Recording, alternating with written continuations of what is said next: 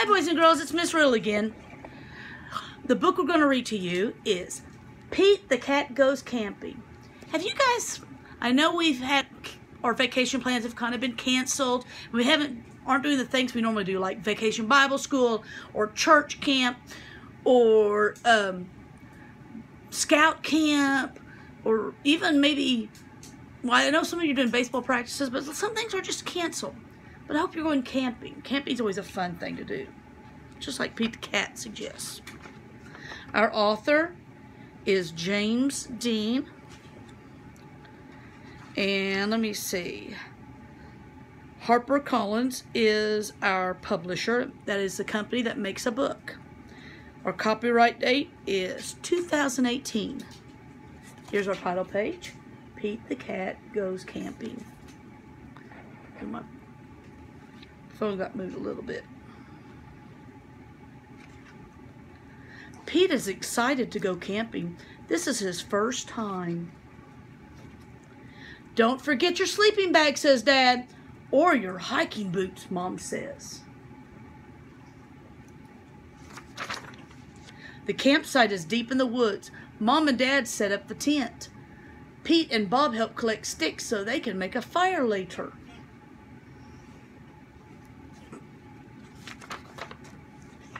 Pete and Bob go for a hike. Bob shows Pete the footprints of different animals. Do you think we will see anything cool? Asked Pete. Maybe, says Bob.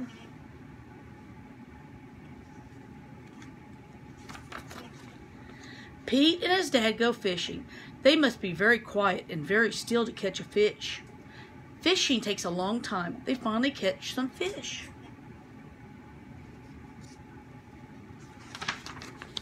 Mom builds a fire. She cooks the fish for dinner. It tastes yummy. Next, Pete toasts marshmallows. Pete makes s'mores with chocolate and graham crackers. S'mores. It starts to get dark out. Bob tells Pete a story about a scary, hairy giant.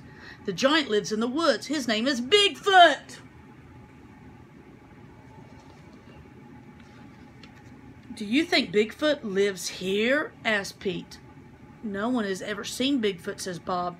Don't let Bob scare you, says Dad. Bigfoot is not real, Mom says. Pete sighs with relief. But if he is real, I bet he's friendly, says Dad. And likes s'mores, too. That's not scary, thinks Pete. Maybe he wants a s'more. Pete leaves one for his hairy friend.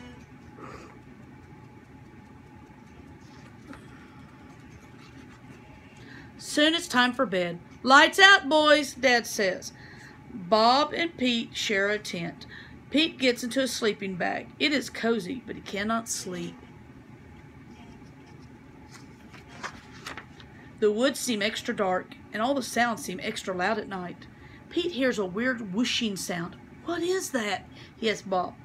That's just the wind, says Bob. Pete hears an odd chirping noise. What is that? He asks out loud.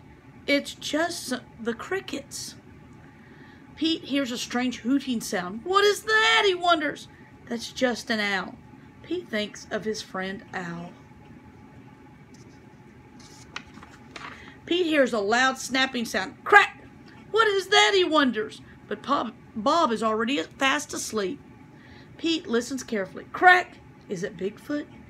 Pete peeks outside. It is too dark to see anything. When Pete wakes up, he checks the spot where he left the s'more for Bigfoot. The s'more is gone.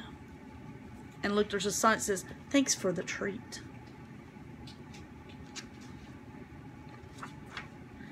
There is a note. It says, thanks for the treat. Look, there's a big old footprint.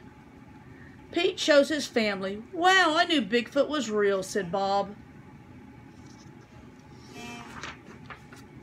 Pete knows Bigfoot is not scary. Just because he looks different does not mean he is scary.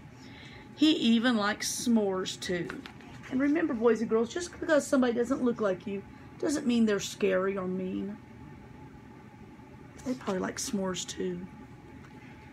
Bye, everybody. Remember, Miss Riddle loves you. See you again soon. Bye.